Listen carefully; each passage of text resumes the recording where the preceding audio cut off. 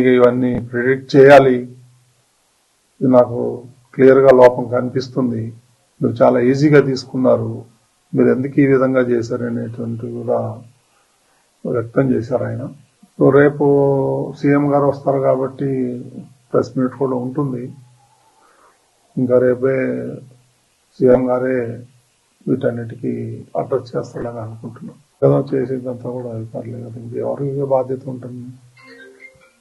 ముందర రోజు నిన్న కూడా నేను మీటింగ్ కాల్ఫర్ చేశాను అధికారులతో.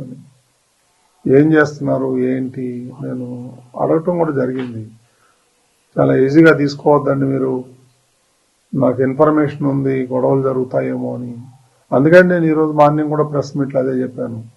తిరుమలకి రానివ్వరేమో, దర్శనాలు కావేమో అనేటువంటి రోమర్ బాగా సోషల్ మీడియాలో స్ప్రెడ్ చేశారు. అందుకే నేను మార్నింగ్ కూడా దాన్ని ఖండించాను నేను మీ అందరి ముందరే.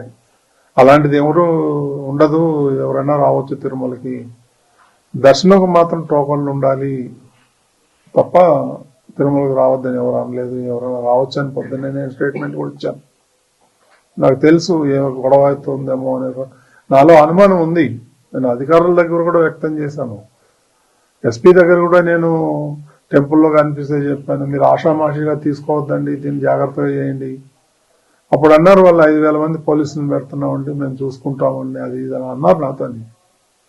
ఇది దురదృష్టకరం. ఇప్పుడు ఎవరిని మనం నిందించలేము, ఒకలా ఇద్దరా అనేది.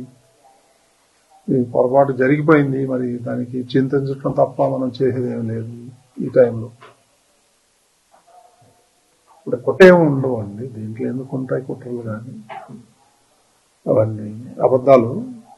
ఇది యాక్సిడెంట్, ఎవరు కావాలని ఎవరు చేయరు. It is an purely accident.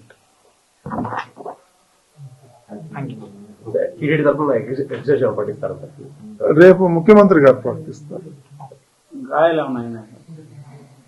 కొంతమంది ఉన్నారు, ఇంకో 20-25 మంది క్యాజువాలిటీ అడ్మిట్ అయ్యారు. రియా హాస్పిటల్లో కొంతమంది, సిమ్స్ లో కొంతమంది ఉన్నారు. చూడాలి, నేను కూడా వెళ్తాను, వెళ్ళి చూసేస్తాను. అక్కడ బాగా టెన్షన్గా ఉంది, అందరూ ఉన్నారు, యంత్రాంగం, జిల్లా యంత్రాంగం అంతా అక్కడే ఉంది.